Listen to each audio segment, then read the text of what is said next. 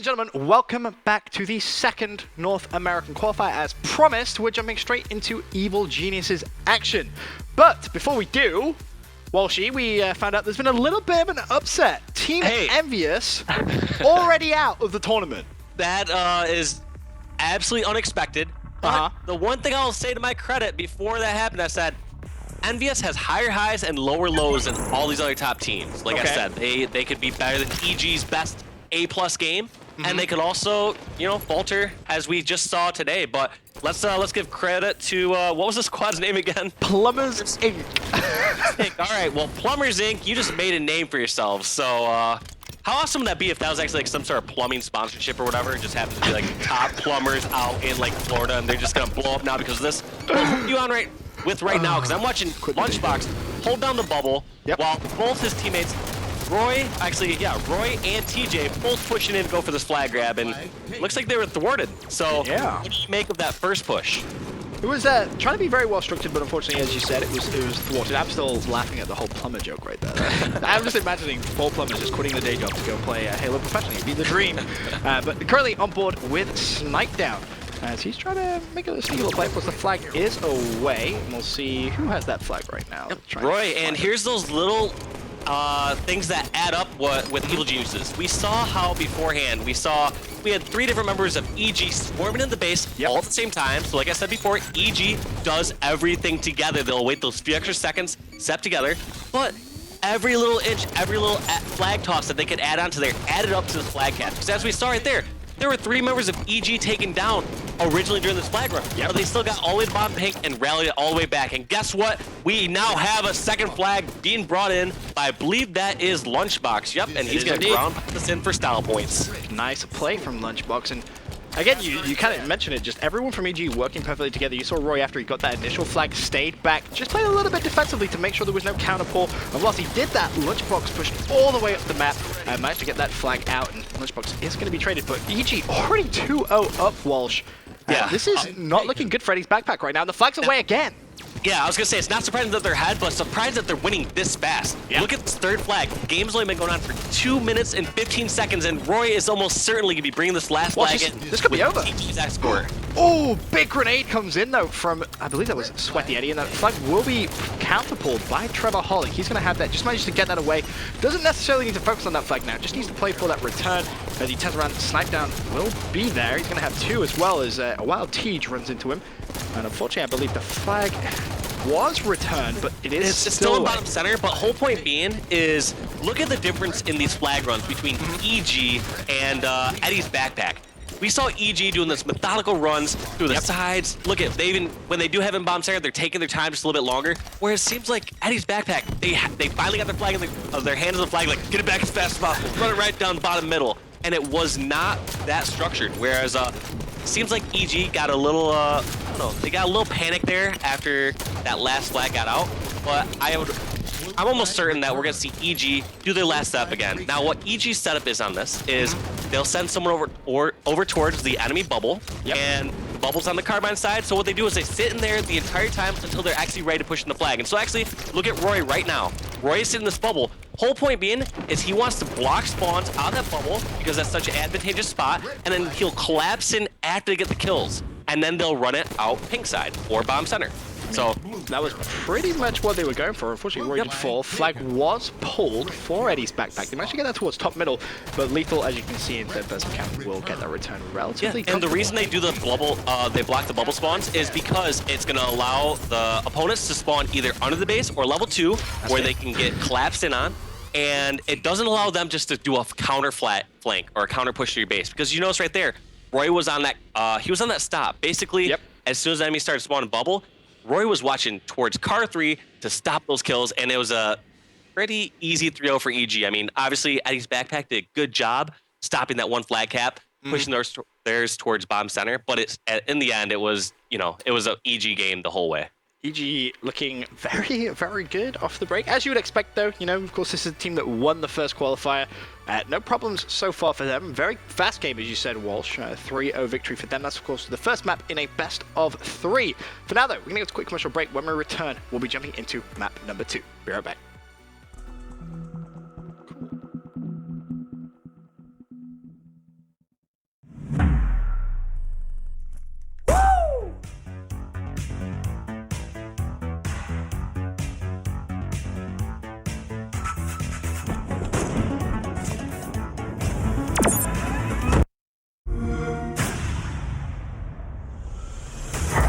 Qualifier is a game that has granted us with its glorious self. I'm so excited about this. This is freaking amazing. I wasn't expecting to get it this early. I'm sitting here with the full version of Halo 5 Guardians.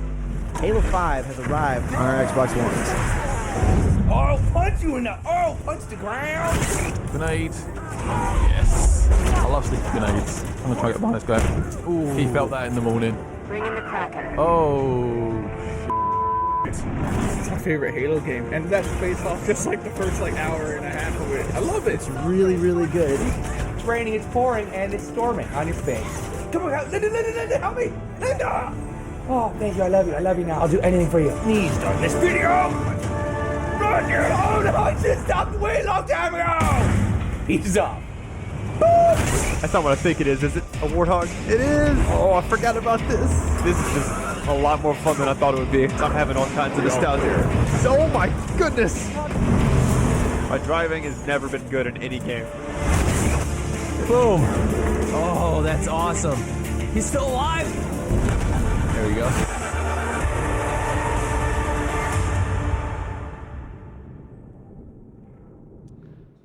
Ladies and gentlemen, welcome back to the second North American qualifier for the Halo World Championship. Of course, Benson joined by the wonderful Walshy for all of today's action. And as we mentioned earlier on, upset has already happened in the tournament. Envious, who placed second in the first qualifier, has already been knocked out. Pretty disappointing for them. But we're following last qualifier's champions, Evil Geniuses, in the early part of today. They're currently in a round of 32 matchup against a pretty unheard of team, Eddys Backpack. And EG, of course, Walsh find themselves 1-0 up. Yes, and we're seeing this breakout start to see what they can do to get control of this first OS. It looks like Lunchbox has control of it. Now Sniper's in the hand of Roy, and I can't see anything going very well for Eddys Backpack right now. I want to see exactly how EG sets up on this, because the way teams generally look at this map is you kind of look at it into like either thirds or quadrants, with the 3 spots being Sniper side, Cafe, and either call it Plaza or Garden. I usually just call it Garden because I see a bunch of trees and stuff there. The whole point being is you want to control 2 of those 3 areas, because then you can get Crossfire going on that 3rd spot. Makes sense. Pretty logical when you think of it triangularly like that. So, and that looks like, it looks like Roy and his squad had control of Garden and Snipe side, and it looks like Roy is doing the smart thing. He is rotating, so he is the furthest back player. His goal right now, since he has Snipe, is to create as much distance as possible from him and his teammates. And Roy making a rare mistake, getting picked off by Eddie, who rightfully so has the team's name now. I can see why. But the point being is Roy made a big mistake there. He was the furthest one up. He got a body shot on some of the Sniper and pushed up a little too far. Oh, that was a beautiful play from Lunchbox. I'm not sure if you actually caught that. He stayed crouched so no one could see him. He was actually on Roy's X, just waiting so patiently, managed to pick up the clutch kill, got the assist, and now has Snipe back in his possession.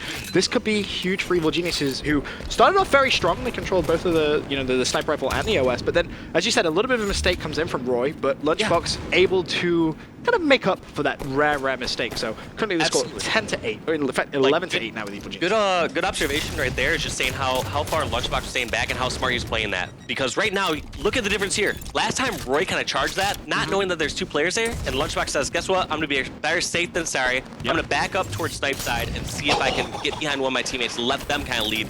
And I guess he doesn't care if he gets shot anyways. He's gonna take out Sweaty Eddie with that sick headshot and go for that top center OS at the 9:48 mark. That was absolutely disgustingly good.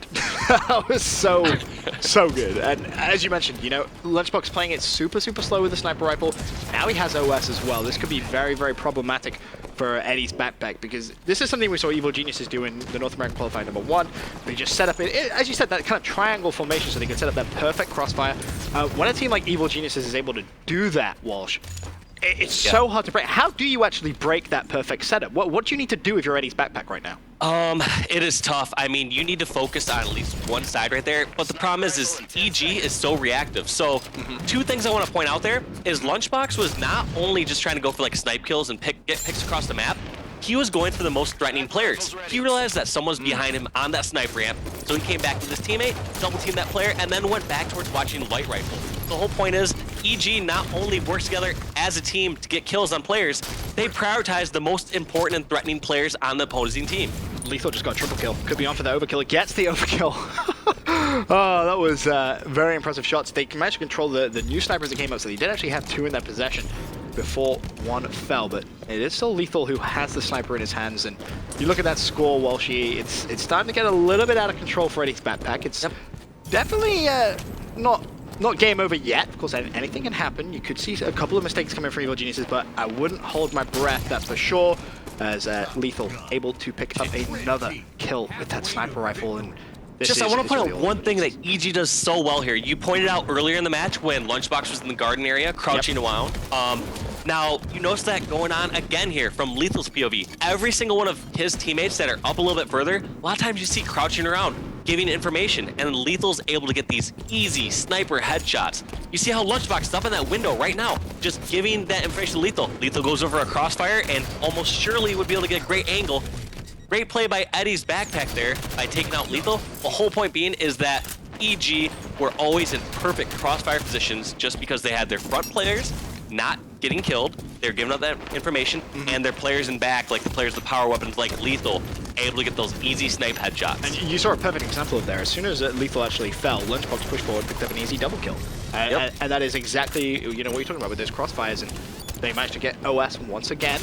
Yeah, and it wasn't even close for getting that OS. That was a pretty dominating OS again. Like the second one, Lunchbox slid in for style and got that one. This one, they're just furthering their lead. Even though this game was close early on, it was 11-8. You just notice those small little things adding up for EG. Yep, it's a little bit of a big lead right now for Evil Geniuses, 35-19. As unfortunately Lethal does just fall, but guess what? They have sniper control once again, and it's going to be Lunchbox who has it in his hands, and just going to slow down the tempo of the game a little bit, as they now only need 13 kills to pick up the W, and of course the overall series W as well, because it would be a simple 2-0 victory for Evil Geniuses.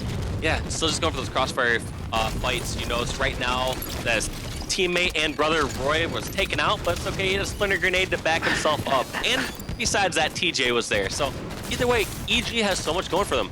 The main point to take away here is it's not that Lethal has this sick, amazing overkill, and, those are very skillful plays, but whole point being is all these little plays add up for EG. Even if you take out one of the members, that EG member got a member of Eddie's backpack weak, and that player is taken out by EG. So all these little parts that EG does just adds right up, gives them this dominating 18 kill lead. I mean, once again, snipers up. Once again, Evil Geniuses get control, and you look at that lead, which really has started to dominate, and it comes down to, as you were saying there, Walsh, just perfect control of the map for, oh my lord, Lunchbox with the no-scope. That was a little bit filthy. A little bit filthy right there from Lunchbox. I was just trying to credit, I was like, guys, don't, look at a team like EG, they don't need to be flashy and hit all these sweet no-scopes to win, and then Lunchbox goes and does that. So maybe disregard everything I'm saying. Yeah, so EG's a squad that can out-teamwork other teams, but at the same time, they have that individual skill when it comes down to plays like Lunchbox has pulled off. They really do, but perfect map control, perfect control of Sniper and OS is definitely one of the reasons you see such a big dominating lead. They now only need 2 kills before this one is over. And now it actually goes down to that final kill. You got Snipe Down doing 360 ground pounds. That's, please. Almost had him there, Snipe Down. I would just love it if someone actually managed to win the game, but that doesn't matter. He picks up the headshot anyway. And that's going to be 50 kills to 26. Commiserations to Eddie's backpack, but going up against Evil Geniuses is never going to be easy. We look at some of those stats towards the end of the game. 11 assists from Roy. You just see how much of an involvement he had in that game. A double-double, 10 kills for him as well, I believe. And only 6 deaths, too, so a fantastic performance from Roy. On the other hand, you look at Lethal, 14 kills, 4 assists, 6 deaths. So pretty solid performance over around from EG there, Walsh.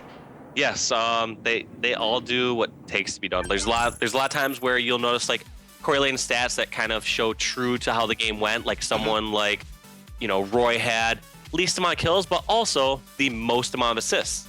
But there's also a lot of those stats that don't show up on the screen. There's times where, you had Snipe Down way up front doing distractions and maybe getting distraction medals and whatnot. But whole point being is that some of those some of those stats aren't shown at the end of the scoreboard. The call-outs, essentially. When a Yes, player is calling out to exactly. another teammate, like something like that, it's like an assist without actually getting an assist, if that makes sense. But we can take a look there at the series layout, how it panned out. It was a quick 3-0 there on Truth CTF, and a pretty dominating performance on Plaza Slayer, 50-27. We didn't even get to go to game 3.